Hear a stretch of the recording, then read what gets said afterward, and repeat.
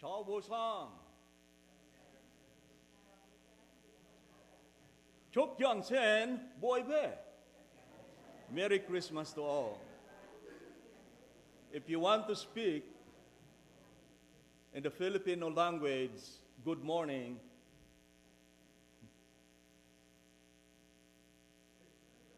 I just would like to say,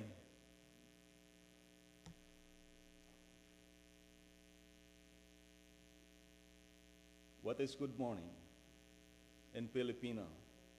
Magandang umaga. Magandang umaga. Ciao Boy-san. Okay? Next, Merry Christmas.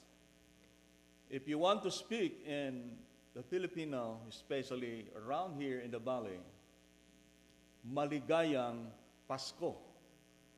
Maligayang Pasko.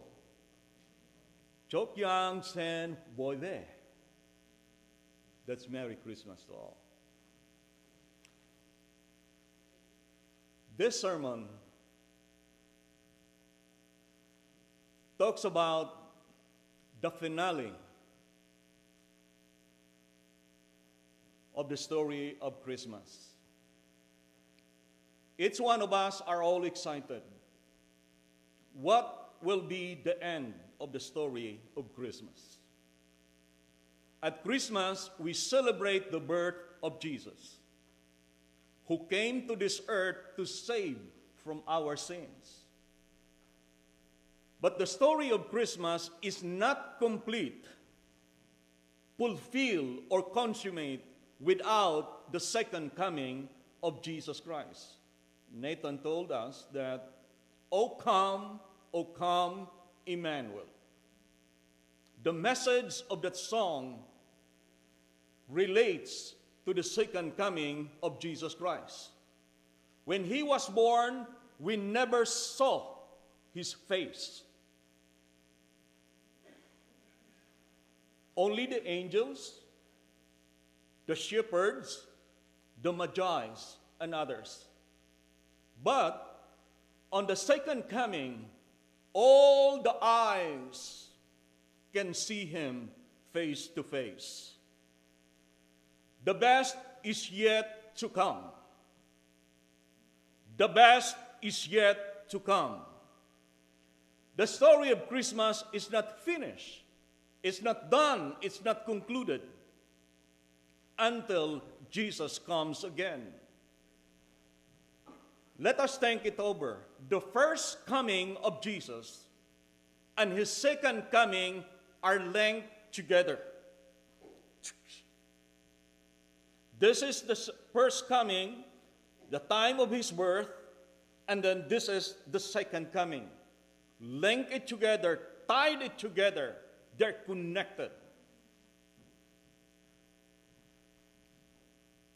In Luke chapter 1, verses 31 to 33, it speaks not only of the Jesus who redeemed, but also of the Jesus who reigned. In Revelation chapter 11, verse 15b, it says, the kingdom of the world has become the kingdom of the Lord and of his Christ, and he shall reign forever and ever. On his first coming, in Mark chapter 10, verse 45, it says, for the Son of Man didn't came to be served, but to serve and to give his life as a ransom for many. The most glorious fact of the past is that Jesus came for the first time. And the most glorious fact of the future is that Jesus is coming again. And one sure hope of this world is the second coming of Jesus Christ. And there is going to be a glorious contrast. The first time Jesus came to die in the sinner's place.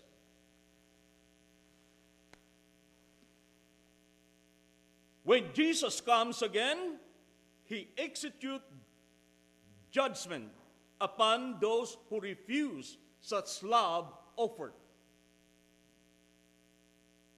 Jesus, the first time, he was the messenger of love. When Jesus comes again, he is coming again in vengeance.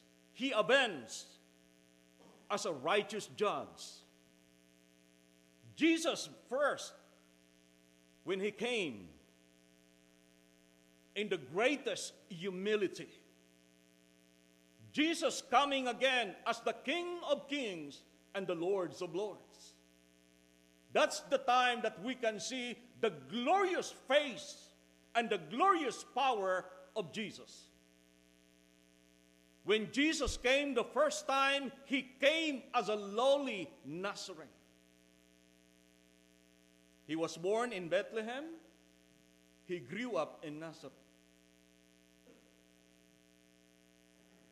The town of Nazareth was a second-class town. Second-class citizen, the people there. When Jesus comes again, he is coming as the one who will rule and reign over the earth. And Jesus came the first time. He was despised, rejected by men.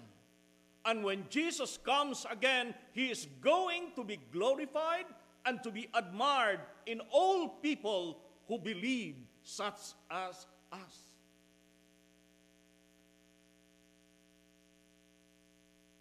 That's the finale. And I just would like to say the ultimate purpose of Jesus coming. First is to complete the salvation of his people. Now we agonize and we have pain. We have a lot of struggle for us to continue and for us to endure hardships and even troubles in life. But when he comes, he wants to complete everything what he promised. In Hebrews chapter 9, verse 8, so Christ, having been offered once to bear the sins of many, will appear the second time, not to deal with sin, but to save to those who eagerly waiting for him. Next, the second ultimate purpose of his coming is to be glorified in his sense. All of us, you and I, will glorify Christ. Now is the time, if you do not know how to glorify God, how to praise his name, it's a time to learn and it's a time to do it. In 1 Thessalonians chapter 1, verse 10, on the day he comes to be glorified in his holy people and to be marveled at among those who have believed. And this includes you because you believe our testimony to you. You and I will glorify Christ. This morning, there are three kinds or three attitudes that we need to possess while waiting the finale of the glorious story of Jesus Christ, that ought to give us a good cheer, great joy, hopefulness, delight, comfort, encouragement, and even victory. The first important attitude while waiting the finale story of Jesus Christ, that is his second coming, is this: we should not be troubled.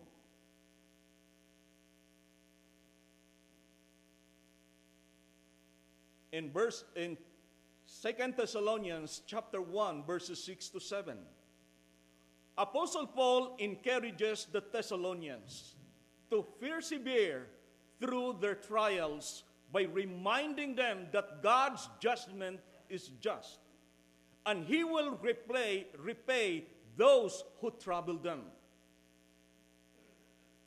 In verses 4 to 6, it says, "This is why we brag about you all of God's churches. We tell them how patient you are and how you keep of having faith even though you are going through a lot of trouble and suffering." Yes, this is the reality of a Christian life. We are not immune of any trouble and even suffering. Even you are a medical doctor. Even you are a nurse. Even you are rich or you are poor. We are not immune of any life or physical suffering that we have in life. There are three important things that I just would like to emphasize with this. The finale story of Christmas is a rest and relief with us. Why is it that we desire of His coming? Because it's a time that you and I can experience relief and rest. In verse 7, it says, "And give relief to you who are troubled, and to us as well. This will happen when the Lord Jesus is revealed from heaven." You see?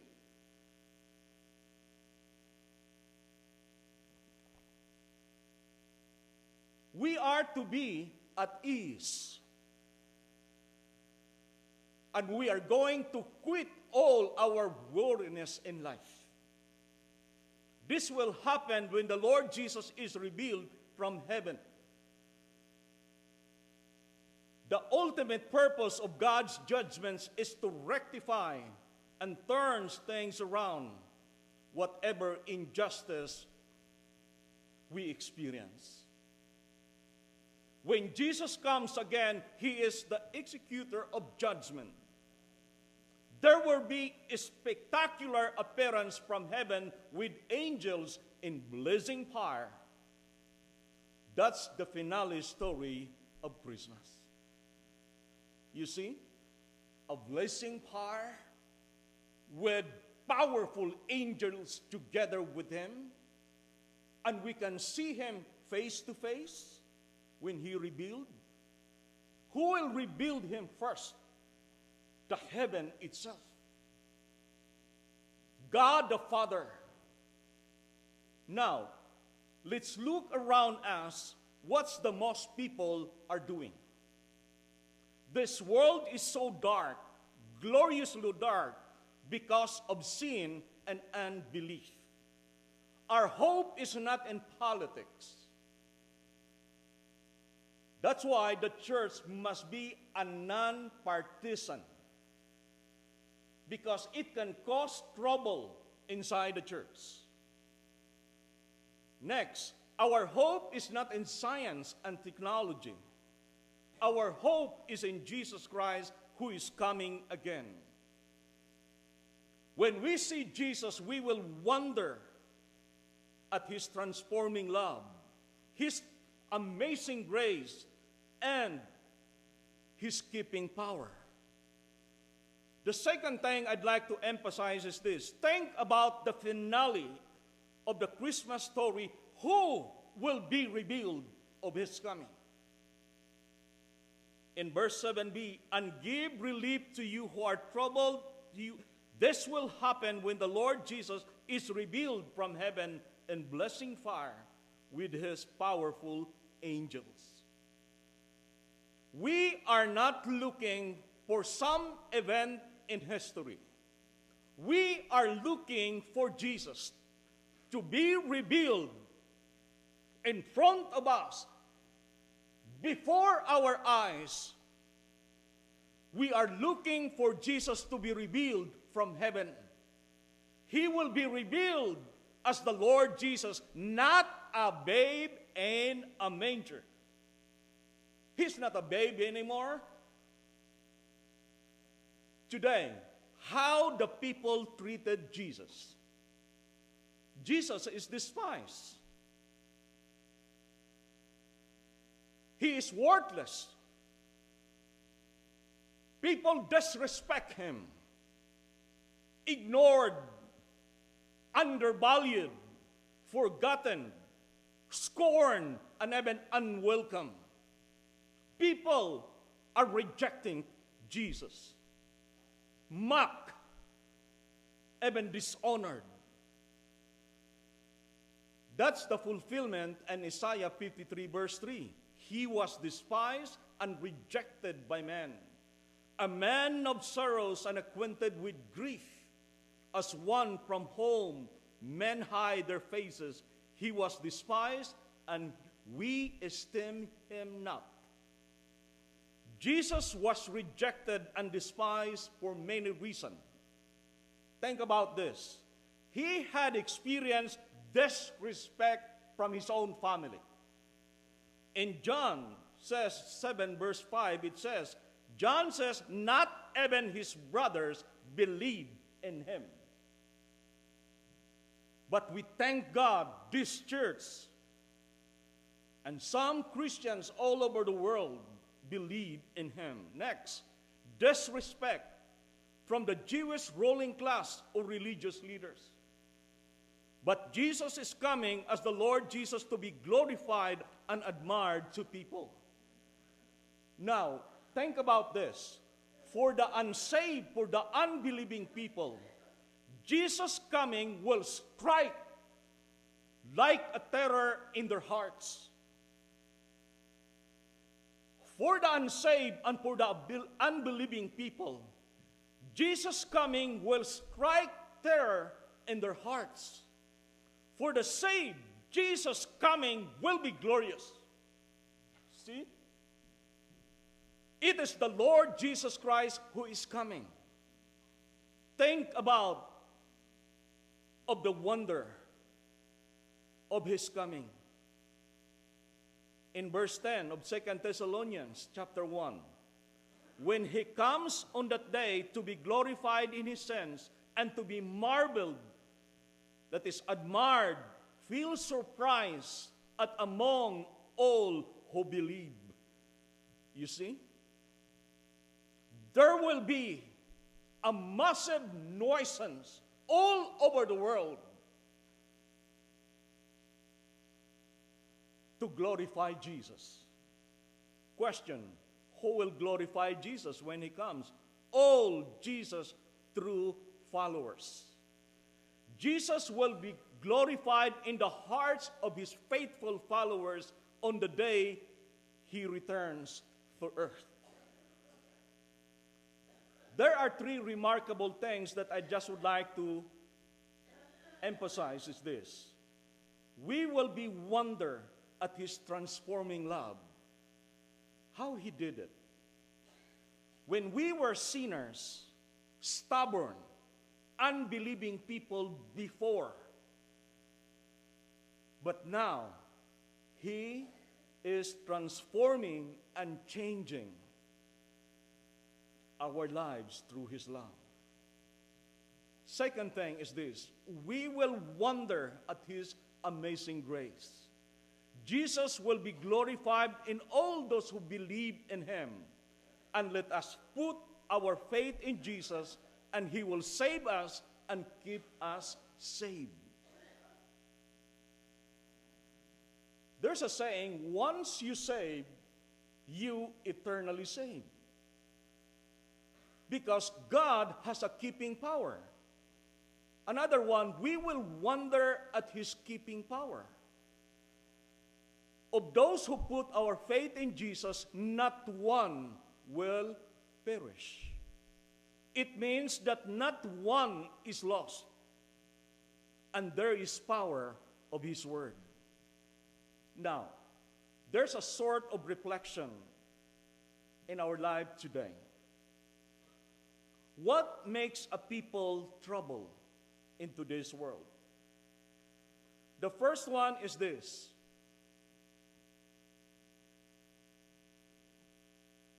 Financial struggles. If you experience, second one is if you experience chronic disease or illness.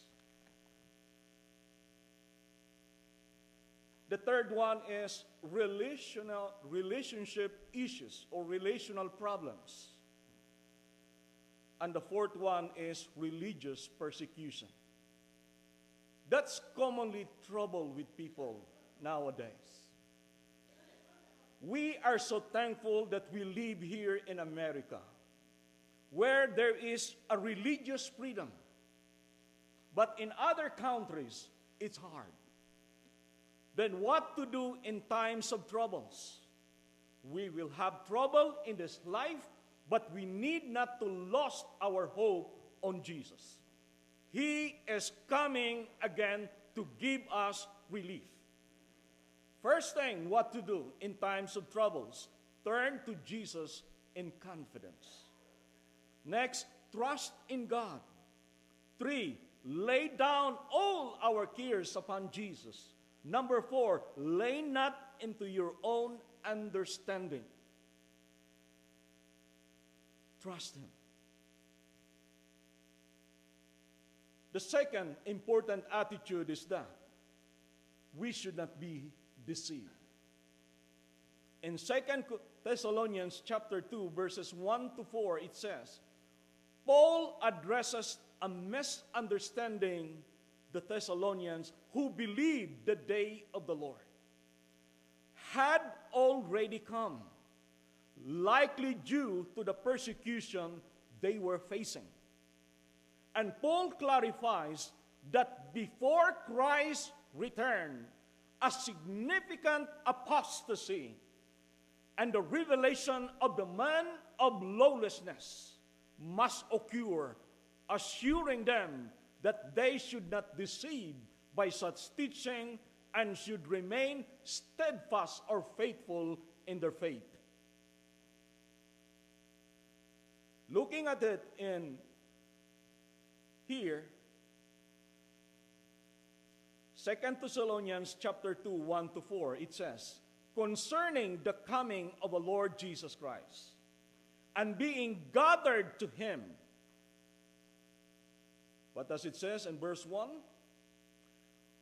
When the coming of the Lord, there will be a worldwide gathering. You see? Have you pictured it out? The Christians of all nations of the world will gather.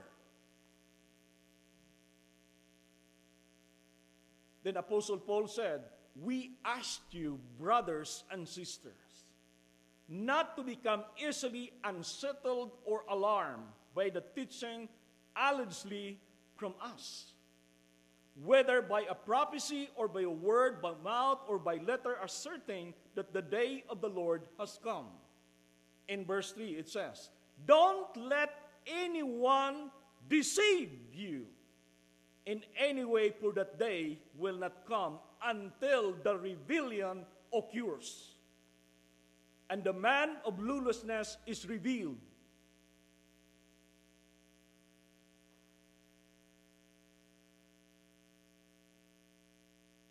The question first is this: how is Christ coming? In verse 1, there will be a gathering together. In 1 Thessalonians chapter 5, verse 2, how is Christ coming? He will come to gather us, and then secretly at the time of our rapture, you and I will meet together to Jesus in the air.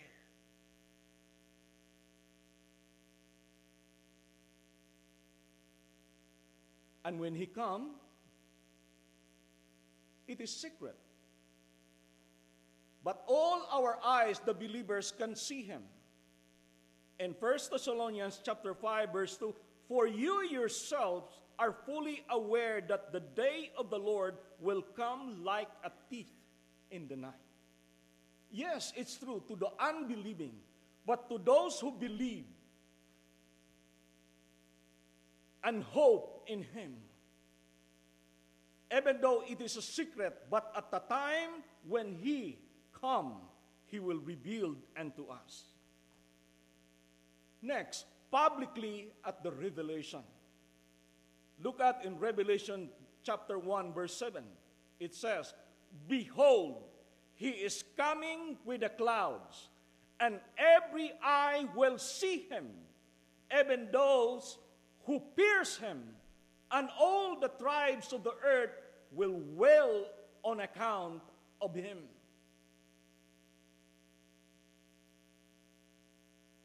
Secret, then public. Publicly to those who believe on him.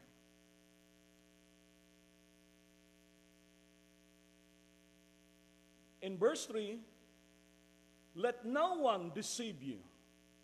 Watch for two events. The great rebellion comes first. The first event that will launch the day of the Lord will be a great rebellion of believers against God. That's what Apostle Paul said. The Greek word for rebellion means apostasy.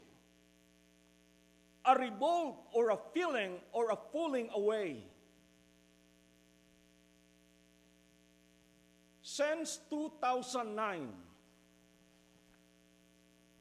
according to the Urban Ministry Institute, since 2009 until now, based on the statistics, it's about 133 million Christians here in America. But there are only 20% are faithful to the Lord. Thank you so much. God bless you.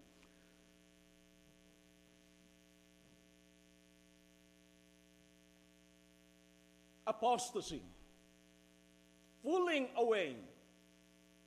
I'm not criticizing to those who are falling away, but I pray for them.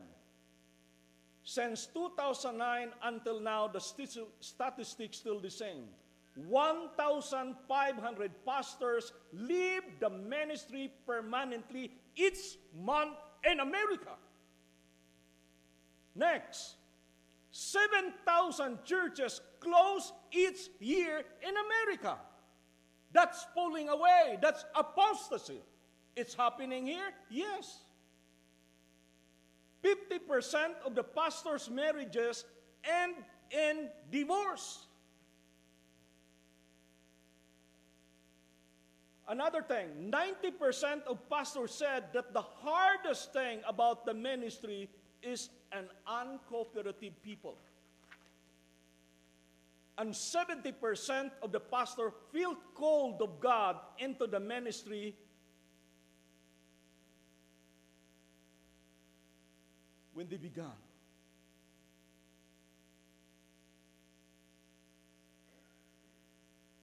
One of the saddest things that I just would like to say with you, that every week in America, more than 50,000 people leave the church and never return.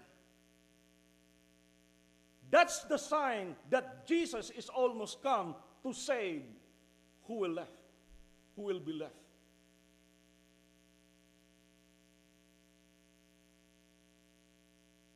According to the book, The Lost in America, the U.S. is so extensively unchurched that if non-Christian in our land were to form a nation by themselves, it would become the largest mission field in the English-speaking world.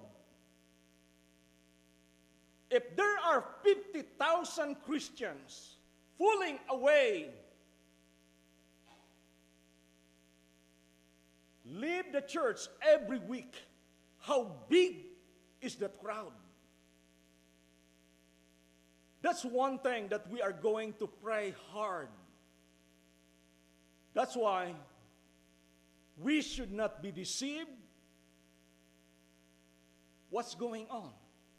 Because a lot of denominations now deceiving people. Another one is the revelation of the Antichrist. Before the finale story of Christmas. The second event is this: then the man of lawlessness is revealed, is the son of destruction. Will launch the day of the Lord will be the revelation that the man of lawlessness, the man doomed to destruction, that is the Antichrist himself. He is a man of lawlessness. He will breed rebellion and people pulling away from Christ. And this man, the man of lawlessness, Antichrist, is the one who is an evil world leader. The third thing is this. Before I go in that, I just would like to challenge you as a church. When we experience this environment around us, we must have a strong discernment of ourselves. Is there anybody who would like to deceive you of your faith? Stay away. Christians should be vigilant, alert in studying the Scripture, and discerning the false teaching, particularly those who claim to know the exact time of Christ's return. Some denomination predicted last 2,000 years ago, 2,000. And then the other one, they predicted that by 2025, His return is secret when it comes to time. But when He returns, all people can see Him. That's one thing. Next, we must have a steadfastness in faith. Next, we must focus on living righteously. And the third important attitude is this: we should not be disappointed. We should not be discouraged. In 2 Thessalonians chapter 2, verses 13 to 14, it says, "But we ought always to give you thanks for you, brothers, beloved by the Lord." Apostle Paul said to us, beloved. In other words, begotten. Because God chose you as the first fruits to be saved. Then to this, He called you through our gospel so that you may obtain the glory of our Lord Jesus Christ. We should not be disappointed. I'd like to emphasize three things here that makes you and I not to be disappointed. In verse 13a is, God has chosen us to be saved. Not to be condemned, not to be judged, but to be saved. Who we are before God's eyes. We are beloved by the Lord. Next, the Lord is bound to save any person who truly believes Him.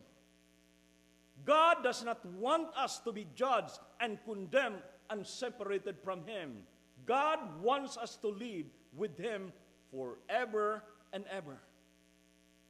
The second thing I'd like to emphasize, not to be disappointed, God has chosen us through His sanctifying work of the Holy Spirit. In verse 13b, the Holy Spirit steers us to respond by coming to Christ. The third thing I'd like to emphasize is this: God has chosen us through belief in the truth.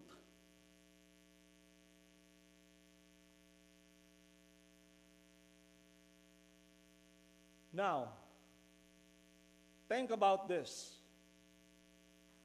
When He returns, all the believers will gather together throughout the world. From every tribes, from all nations of the world. What are we going to do at this time?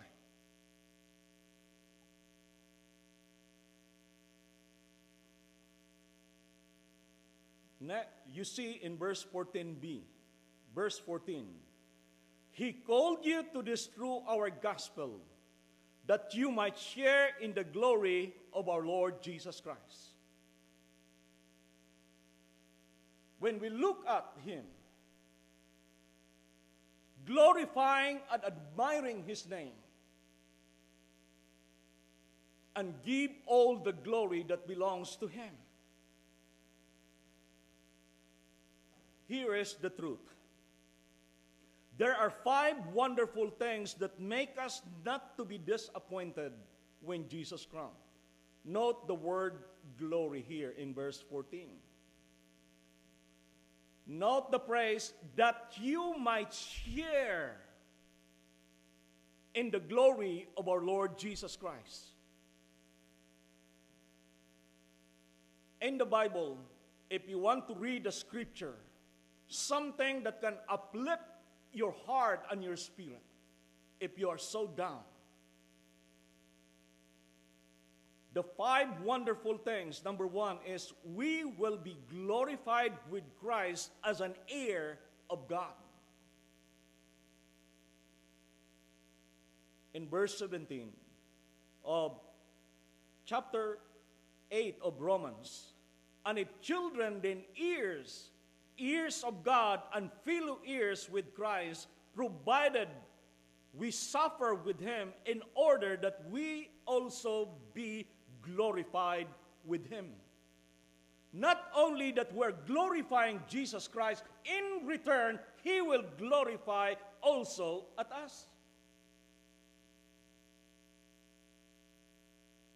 Every name, every tribes, every nation, God, Jesus knew it. Another thing is this. Why is that why we are not disappointed? We will be glorified by being given a body just like the body of our Lord Jesus Christ. Yes. Look at yourself now. If you are getting older, the glory of yours when you were at the age of 17 and 18, it's gone. But when Jesus comes again here, I just would like to read in Philippians chapter 3, verses 20 to 21. But our citizenship is in heaven, and from it we await a Savior, the Lord Jesus Christ, who will transform our lowly body to be like His glorious body by the power that enables Him even to the subject of all things to Himself. That kind of body can never experience sickness. A kind of body that is glorified, that never experience anymore with sadness,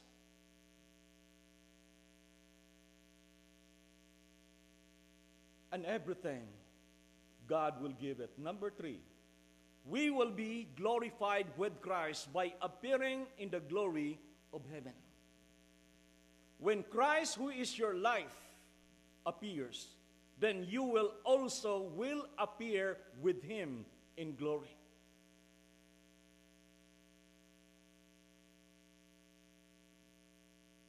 Number 5, we will be glorified with Christ by receiving the light of the glory of God, and we will reign with Him forever and ever. In Revelation chapter 22, verses 4 to 5.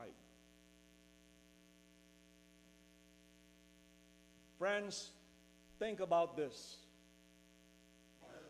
there was no room for Jesus at the first time he came. No room in the end. The question for all of us is Jesus having room in our hearts today? When Jesus comes again, he is coming as the King of Kings and the Lord of Lords. Question, is Jesus the King into our lives? The finale story of Christmas is this, that Jesus is come again. Jesus came the first Christmas to die for the sinner's place. Jesus is coming on the second Christmas to receive the sinners to himself. The second coming, Jesus is second coming on the second Christmas to receive the sinner to himself. Now, our faith looks forward to a crucified Savior. Our love looks upward to a crowned Savior. And our hope looks forward to a coming of our glorious Savior. Three things that we should not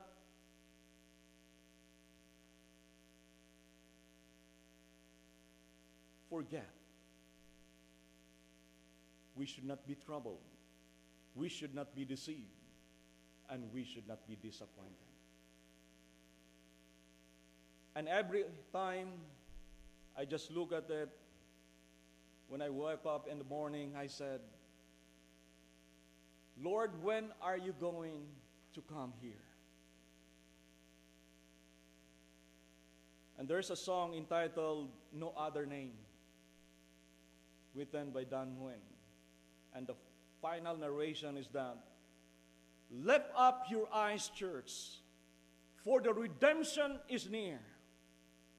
He is the King of Kings and the Lord of Lords.